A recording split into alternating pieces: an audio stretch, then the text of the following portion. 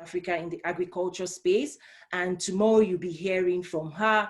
Tomorrow you'll also be hearing more from me around the framework and how we would like to use it to drive future engagement. But for now, we're going to save some time, and then I'm going to bring us on to our next speaker, Dr. Andrew Nevin. Dr. Andrew Nevin is from the PricewaterhouseCoopers. He's the Chief Economist for Africa at PWC in Lagos, Nigeria. He's joining us from Lagos, Nigeria. And I'm going to ask him to join, and I'll pull up his slides as well. Dr. Andrew. That's okay. Please, I have your slide on. I hope people can see your slides. Just let me know what page you want me to be on. All right, so I'll tell you this. So I only have a few slides today and a few things to say. But first, let me great thank you to Toyin for all her efforts on this. As she said, I mean, we've been friends for a number of years. I'm based in Lagos. I've been there more than a decade. I want to, in this sort of opening session, just kind of situate. I mean, obviously everyone here is a fan or a potential fan of Africa's Africa Rising, if we want to use that term. But I just want to give a few more numbers just to put this all in context of how immensely, not only an opportunity, but from a global viewpoint, kind of the shift that is happening right now, and is essentially going to put Africa at the center of the globe. And so I brought a few demographic slides on this, and maybe Toyin, you can go to the next slide. But even these slides that I brought are out of date. For those of you who follow the news closely, you might have seen 2 weeks ago that the UN released a new projection of global population, which incredibly important. I mean, I think some good news, but also some real implications for how the world will evolve. I mean, to begin with, they reduced by 2 billion people the projection of population in 2100. And the basic reason for this is that fertility rates dropping fast around the world, much faster than many people realize. So, I mean, I'm sure everyone on this, on the webinar today and tomorrow understands that countries like Japan, China, Germany, Russia, Korea, Poland, Italy, all have declining populations now and have quite rapidly declining working age populations. But what you may not know is, in fact, a lot of the countries that you think might compensate it forward also don't have very high fertility. So, for example, Brazil's total fertility rate is 1.7. As you all know, the requirement for replacement of population is 2.1. So if it's 1.7, eventually your population will start to decline. India is only at 2.2. Thailand is at 1.5. And so the reality is right now, if you look at the globe, the world as a total, the number of working age adults outside of sub-Saharan Africa has already peaked. The number of children outside of sub-Saharan Africa has already peaked. And this first slide just takes a look at it and look in terms of the number of births that are going on now. So the first two bars, this is in 5-year increments, but the first two bars show the number of births in Africa versus the whole rest of the world combined. And you can see, of course, the light orange bar on the right-hand side, the light orange part of the bar is all of Asia. So it includes India, China, etc. And you can already see that as we sit here today, the number of births in Africa is already more than half of the number of births in Asia. In the period from 2030 to 2035, the number of births in Africa is more than half of the rest of the world. And when you get out a little bit further, because of course the declining number of women of childbearing age in other countries around the world, the number of births in Africa, in fact, is not too far off the number of births in the entire rest of the world. And you might think this is sort of an arcane something in the future, but actually these demographic realities really unfold very fast. So if there are, to put 40 million births in Africa this year, it means in 20 years, when you start to be economically productive, there'll be 40 million Africans. In that same year, this year, there's 5 million births in Europe, which means that there's only going to be 5 million economically active 20-year-olds in 20 years from now. And I mean, I think, sure, I mean, many, of course, at my age, I may not be around, but many of the people, I hope all of the people on the webinar today are still going to be very active in 2040. So this is happening so fast on this. And as I said, this is already out of date because the UN, this doesn't take account of what the UN just announced two weeks ago. Next slide, Toyin. So if we just look at a few countries, I mean, Toyin's based in the United States. So you look at Nigeria, and again, this is expressed in 5-year increments. So let me translate it into this year. This year, there'll be more than 7 million births in Nigeria. And I believe in the United States, there'll be less than 3 million births, which again means in 20 years, there'll be 7 million economically active Nigerians and 3 million Americans. Of course, America has some immigration, but we've seen that fall down. And you can see how rapidly Nigeria is increasing its population. And of course, the number of births in China, the number of births in India is actually starting to fall pretty fast out of this. But even in countries, as I said before, that you may think of as fast growing, like Indonesia, the numbers falling. In Brazil, the number of births is falling. So this economic tilt, I mean, it has a few implications. I mean, one of the implications is that to expect companies to be able to grow in markets where population is shrinking is not realistic. So if you take Europe as a whole, there's no question that we're going to have growth rates. If we achieve 1% growth rate, that would be extraordinary, because how do you get GDP growth? You get as a combination of the number of people participating in the economy times the productivity, right? So if the number of people participating in the economy is declining because the working age population is declining, that headwind has to be offset by productivity. And productivity, it's hard to see it increasing more than 1% per year. So if you're a company that wants growth, there really are no new markets in Europe. China, India, you might get some growth as they increase productivity. But the only market that's really going to be exploding is Africa. And just a final comment on this slide. Part of that UN report, I mean, many people on this call would have known that it's projected in 2045 that Nigeria would have a greater population than the United States. But in fact, this report came out and said this century, Nigeria will become the second most populous nation on the planet. It will surpass China. Which is extraordinary, because if you look at the map, and Nigeria is not a small country, but it's not a huge country physically, occupying one corner of what's an immense continent. Next slide, please. So then it's just translating this into where we're going. In 2050, you can see the top bar of each of the three just shows, again, Asia is only about twice as big as Africa. Africa is bigger than, I think, North America, Latin, and Europe sort of put together by a long range, and that's where the new market's going to be. Next slide. And then looking again by country, I mean, this shows Nigeria past the United States has not been updated for what I just mentioned, which is, of course, that Nigeria is likely to pass China in this by the end of the century on there. So that's all the slides I brought. I just thought this demographic story, we talk about it sometimes, but it's not really realized. But let me dive in a little bit about where I see the African economy right now, why the opportunities are so enormous on there. And I think one of the problems that's happening right now in Africa is that when we look at the headline GDP growth numbers, if we go pre-COVID, it was about 3% per year, which doesn't sound very good and really isn't very good. But the reason for this, because of population growth close to 3%, but the reason for this was, if you disaggregate sub-Saharan Africa, what you find, in fact, is that you have the two largest economies doing very poorly. So we have South Africa, which for its own historical reasons is really struggling. And we also have my home, which is a great pain to me as an economist in the country. I'm sorry, do you want me to, Tony, I'm happy to put on my camera if people want to see me if I speak.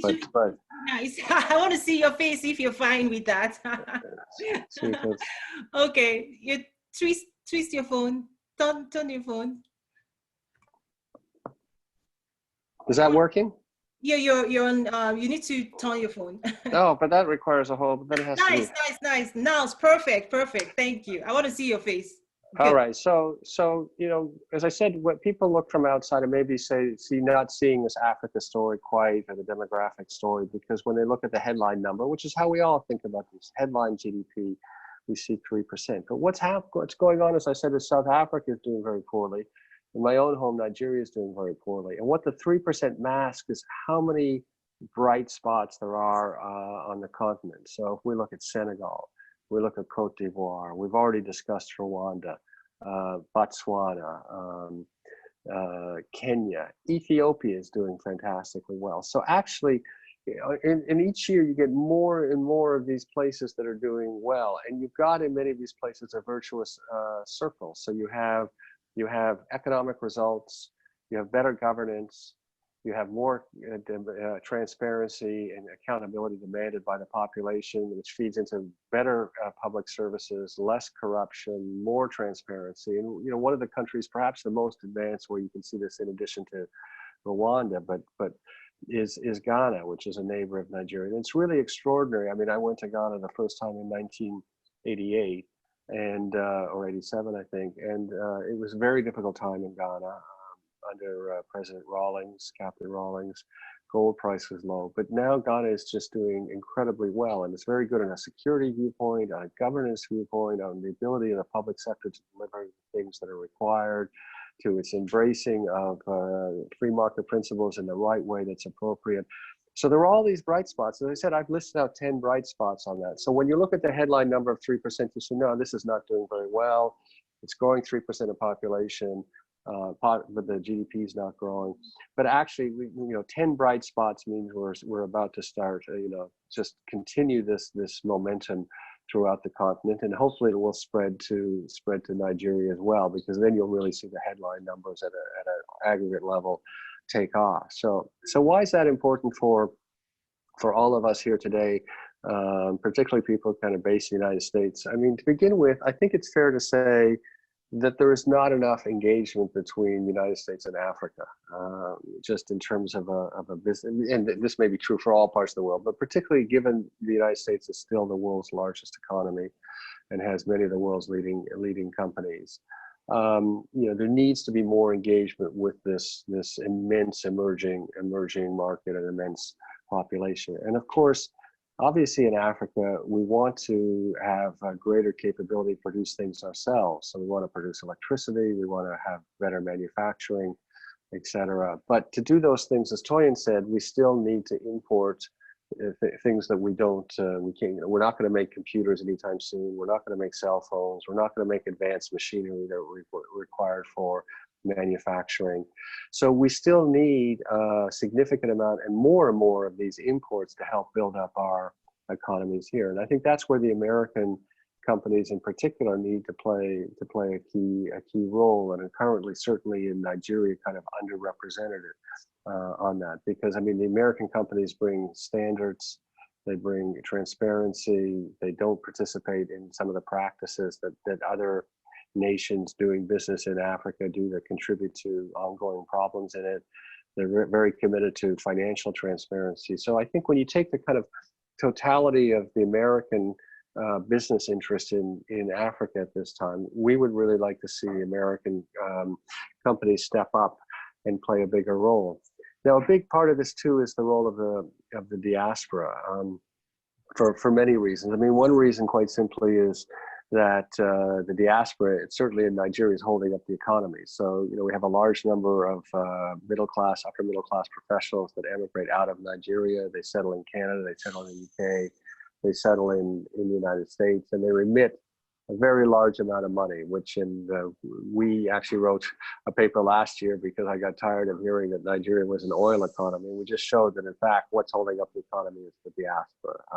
So that is critical. But then people sometimes say, well, the diaspora is a brain drain. And I guess we look at it a little bit differently and say the diaspora is the biggest asset that Nigeria and Africa has, because that connects Africa to the rest of the world.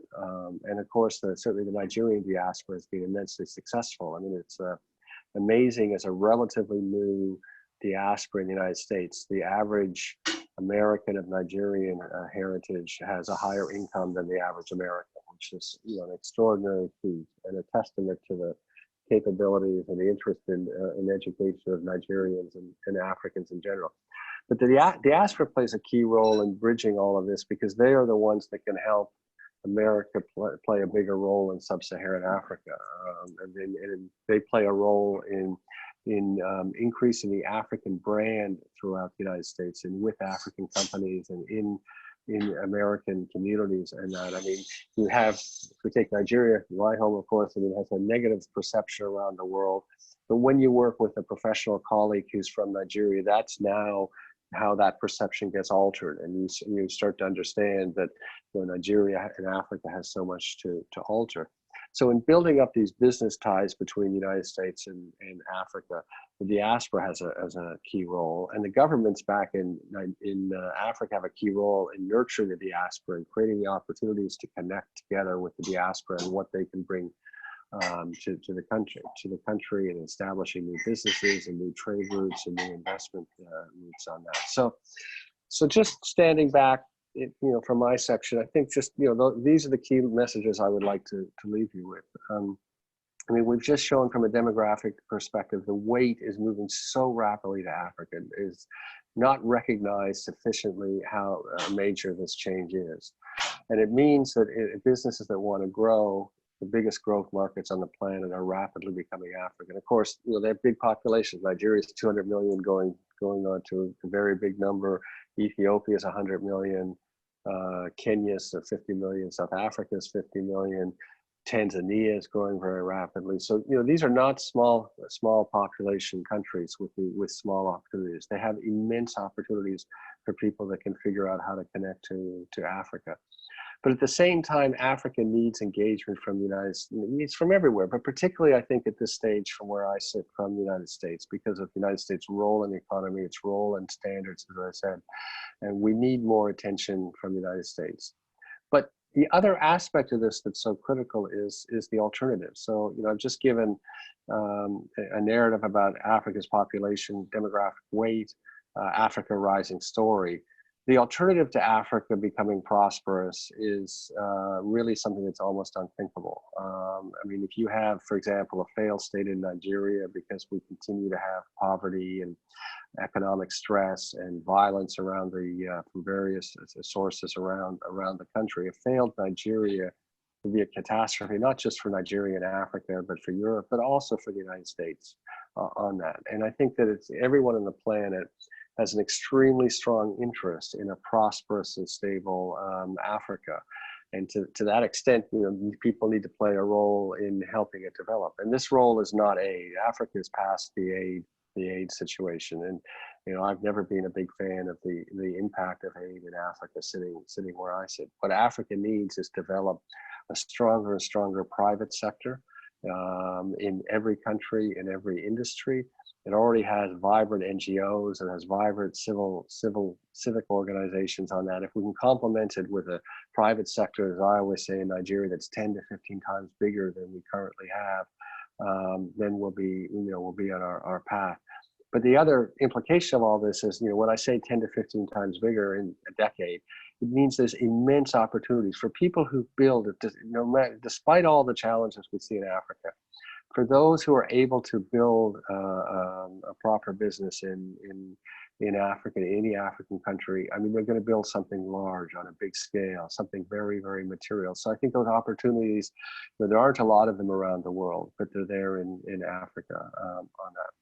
And then the final thing I'll just say today, among the American, you know, I obviously have many American company friends in Nigeria, but I wanted to give a big shout out to Google in West Africa, which is run by an extraordinary Nigerian woman, Juliet, and who's just, you know, basically one of the African technology, well, not just technology, absolutely superstars in Africa. But I think she also holds American citizenship on that. But it's great to see Google in West Africa and what they're doing. And one of the things that just shows you how far Africa's coming is, I mean, this is not just a question of Google having a presence, but they're building out development centers in in Nigeria, in Lagos, because they recognize the amount of talent that is available in the market.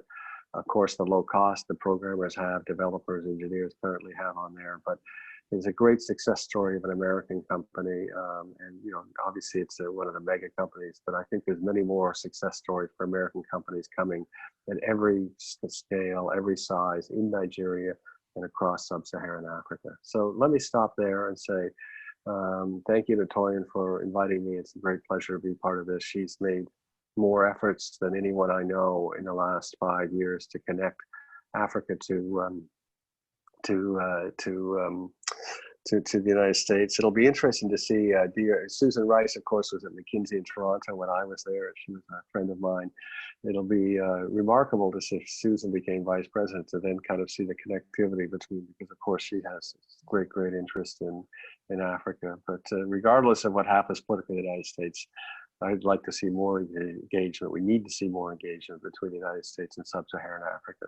So thank you so much. Wow, thank you so much. That's amazing. So I already see some questions for you. So just to guide people, let's use the Q&A. Right below you see the Q&A section. Let's keep questions there, and then let's use this chat room to stay, to continue networking.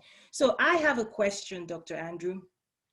From a private sector standpoint in the US, there's this, when it comes to, let's say, stock market, let's even go back to basics. There's still so many people that do not even understand that there are sophisticated stock and stuff happening on the continent. Like, what would you like to say to those people in terms of economic activities happening from a commercial standpoint in terms of a stock? Well, I think that, I mean, it's a good point you make. I mean, I think one of the things we suffer from in Africa, quite frankly, is you go back to the aid agencies. I mean, a lot of people are projecting negative images about Africa and sort of rural poverty and sorry, I'll use the term poverty porn in there. And that sort of negates kind of what's happening around the continent. And I think that Africa needs to make more of an effort to come out and tell their story. I mean, obviously, there's many sophisticated urban centers around the continent, and the truth is, if we're honest, if you just think about expatriates for a moment, where do expatriates want to be? They want to be in Addis Ababa, they want to be in Nairobi, they want to be in Cape Town. Many kind of attractive places with a real buzz, and this buzz is across many dimensions. So, in Lagos we have the tech buzz, and we're starting to get more and more connectivity between Silicon Valley and Nigeria, and I don't know. I think E's on the show, right? So everyone here, when you have this, so E is so famous. His name has been reduced to a single letter on that. But he's a remarkable young Nigerian, the founder of both, co-founder of Andela and Flutterwave, both Silicon Valley supported companies that have been successful technology companies in Africa. And it just shows you, for investors, for example, these VC investors that have taken the time and had the courage to take a look at Africa, there's lots of things that are possible out there. I guess what I would say to American, larger American companies, not everyone needs to, but certainly I think large companies in the United States, need to just invest some time in Africa. And that doesn't necessarily involve a lot of money at this stage. I mean, that requires careful analysis, but it does involve getting people to go on the visits, go have a look around, including the CEO. I mean, I think one thing that's really helped PWC, for example, not that we're an American company, but our largest footprint is the United States, but I mean, we've had the global head PWC out to Africa a number of times, and it really makes a difference to make those visits and then come away with a different impression. I mean, certainly, I think people that go to Nairobi, people that go to Accra, people that go to Abidjan, Dakar, Addis Ababa come with a very positive impression. People that go to Lagos, a little bit more difficult for those familiar with Nigeria, but they all come away with recognizing the energy level, the level of entrepreneurship on that. So out of that you start to get the ideas of how to participate on it. So more connectivity, but at the same time, as I said, I do think that the African governments at this stage need to make more of an effort to tell a different narrative. I mean, if you take the Rwanda story for a moment, I mean, there are some mixed views on the kind of political system in Rwanda, but let's put those aside for a moment. In terms of the raw numbers of things that people look at, Rwanda is extraordinary. And if you take something like ease of doing business, I think the last number I saw is 29th. So 29th, that would rank ahead of Spain, Germany, Italy. It may rank ahead of Canada. I can't remember on that. But, you know, it's an extraordinary accomplishment from a place that had such a horrific civil war 26 years ago. So I think Africa needs to get better at telling these stories. I think the other thing that's hampered Africa to a large extent is a lack of unity in Africa working together. But I think that's changing. You can really see now a kind of new sense of Pan-Africanism.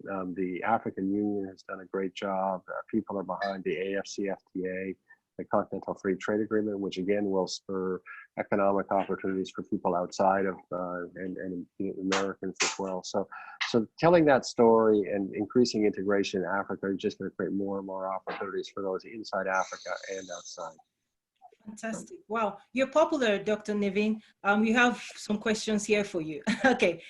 Sam Lombardo says, Dr. Nevin, where do you see special economic zones fitting into Africa's development?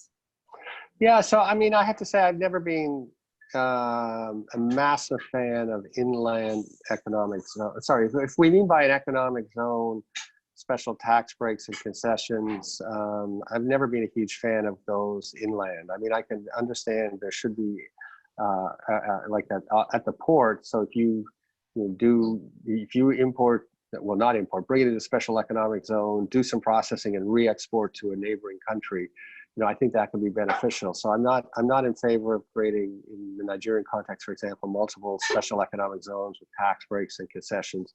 What I am in favor of is creating industrial parks that specialize in certain things so that they can, you know, build up the ecosystem. So, for example, in Edo State in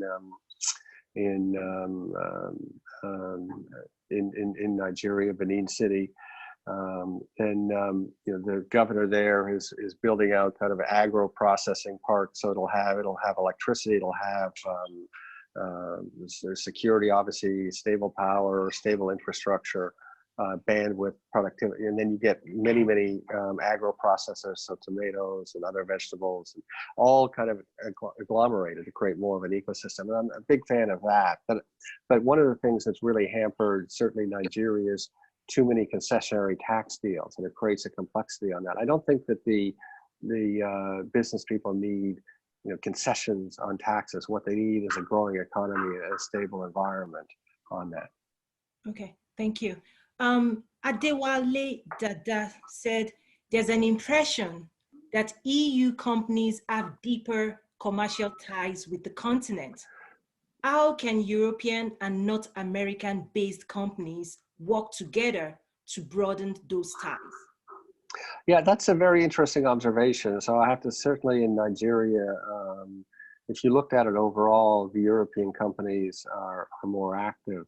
So you have Heineken, you have Unilever, for example, on that. And in Nigeria, we've just formed something called the European EBO, which is not IGBO, but the European Business Organization, which is grouping together the large European companies to influence policy.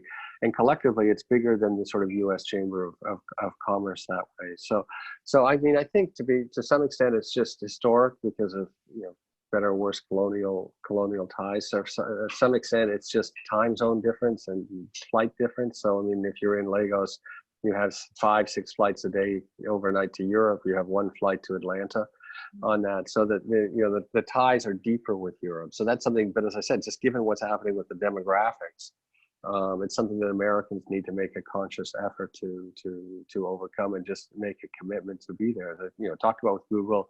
I mean, GE also, an American company that's made a big commitment to Nigeria, though, to be honest, because of some of their problems globally, they haven't been able to be as aggressive as they wanted. So I think there's lots of opportunity. But if I look at it, if I name and just not choosing it for any particular reason, but say one company that comes to mind that should be in Africa that I don't see, and maybe I'm wrong, is a company like Cargill.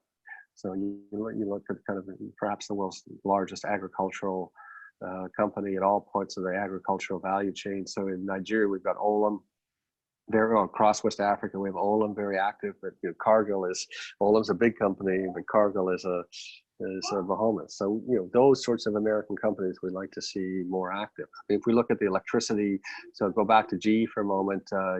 The government in Nigeria has just signed with Siemens and not with GE, and I'm sure Siemens will do a good job, but I think American companies also need to be at the table.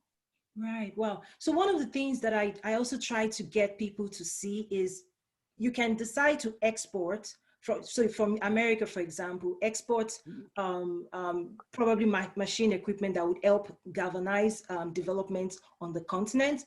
But we also have a case for actually bringing manufacturing to Africa with the population growth that is going to explode. What is there anything you want to share around that area? Because right now, most companies in America want short-term benefits, which is fine. They just want to export today. But when you start looking at the graphs you showed us about the growth in terms of 30, 40 years, what would you say to CEOs in America today in terms of how do they build that strategy, not for them to just think about short-term wins, but growing with the continent? Well, I think, you're exactly right. If you look at the demographics and you ask the question, who's actually going to be the workers in factories? And of course, automation, we worry that there won't be any workers, but at the end of the day, there still needs to be some people there. And I think that if you go back to kind of the Asian story, I think obviously China, Vietnam, Bangladesh, has done very well in textiles and growing their economy a lot. And they have many challenges, but incomes have risen a lot there. So, but those places have in effect less and less people, right? So I think Governor Sanusi, of course, is the Emir of, who was suspended as governor and pushed out as Emir of Kano, which we could have a long discussion about, but has always been perhaps the most prescient thinker about the economy in Nigeria and Africa. It was, it's very clear. It says the workshops of the world have to rotate from China to Africa. So then if you're an American CEO, I guess my message would be, it's far enough along, certainly in some places, to come and try it out. I mean, you can come to Ghana and set up something small and start to explore it in 2 or 3 years, set something up. I mean, they have a stable electricity supply that they manage well, relatively low cost because a lot of it is hydroelectric. And just the way, if you had said to people 40 years ago, you'd be manufacturing in Vietnam or Bangladesh, I think American CEOs might have been skeptical, but now these are massive manufacturing bases. So why not invest some effort now to be looking at not 40 years, but where is manufacturing going to be 10, 15, 20 years from now? The population to take that on is in Africa, and also they have large internal markets. So I don't think there's anything wrong with starting to investigate and possibly laying down a chip in some of these countries, perhaps not Nigeria, because we still have challenges around infrastructure and power and ease of doing business at the moment. But there are lots of other places in Africa where I think the time has come to really investigate, can you start up that manufacturing value chain? And Ethiopia comes to mind as well, and certainly some of the Tanzania or Kenya. Fantastic. So I'll try to take one last question. There's one last question I want to pass to you before we move on to the next speaker. And so Hala King says, I see you're speaking about large companies entering agriculture, but how does this address the supply chain issues experienced by smallholder farmers? How does the increase in oligopolies, I don't think I said that well, improve the supply chain issues we see in agriculture in Africa? So basically, with PWC, your firm works really with the biggest players in the world. But when it comes to the opportunities in small, medium-sized companies, whether in the US or back in Africa, being able to connect the dots, I think we have a huge untapped opportunity in that space. So I think his question is around from a smallholder farmer and the SMEs, how do we start creating opportunities for them? Yeah, no, I think that's a very good question. And I think, I was doing another event earlier today, and there always this question comes up about SMEs, and there's so many SMEs in Africa, and it's such a high percentage of employment, and the economy. And our view has always been, I mean, yes, we should be supportive of SMEs, but to us, the anchor is a little bit the bigger companies, to be honest, that we need, to create the ecosystem so I'm sorry, my dear friend, his name escapes me, from Rwanda, our friend who's doing the Rwanda coffee. Sorry? Scott Ford. Scott, yeah, sorry, Scott. Yeah, you get stressed when you're speaking. But Scott made the point. He was very appreciative of having Walmart as a client, to have Omni Hotels, I think, as a client for coffee. And I think it just illustrates that, as a small company, in many, many cases, you need to get involved in an ecosystem that has a large anchor, right, on that. And so if we take Olam, for example, in Nigeria, or even Dangote Rice, they have the model of they put together 5,000 hectares in an area, grow rice, and then they have the outgrower program. So all the farmers around who are also growing rice, they provide the extension, they'll often provide the inputs, et cetera. And help them de-risk. Now, obviously, that arrangement can sometimes not, it needs to be beneficial to the farmers who are taking all the risk on that. But I think you need to have the big players doing some of that de-risking, because it's very risky just to be a small or medium-sized player in some of these value chains, particularly in agriculture. But that said, I still think the opportunities are immense, particularly maybe for medium-sized companies. So someone that can process tomatoes. We lose 50% of our tomatoes in Nigeria on that. But to know that you have off-takers. So for example, if you're going to do sorghum in Nigeria, to know that Heineken breweries, not Nigeria breweries, who brew Heineken, is going to be your off-taker. You know that there's a fair way to set the price. I mean, that is kind of the anchor to be able to grow agriculture and agricultural processing. Sometimes I worry that in Nigeria, we're heading into kind of this just massive push for agriculture without really thinking through the structure or the risk. I mean, being the farmer is a very risky proposition. You have to put all your inputs up front. You then have lots of risk around weather and output and how much yield you get. You then have lots of risk around price. You have lots of risk around physical transportation on that. So you need some bigger players in that system to be able to create the environment where the farmers can do well for themselves. Wow. Thank you so much, Dr. Andrew. I mean, if you were here in person, we'll all be clapping for you. So here's my clap. Thank you so much. Always a pleasure. And like I said, this is a journey, and thank you for being a part of this journey with us. No, it's a great honor for me to be part of it, Torian, and to be here today. Thank you. Oh, fantastic.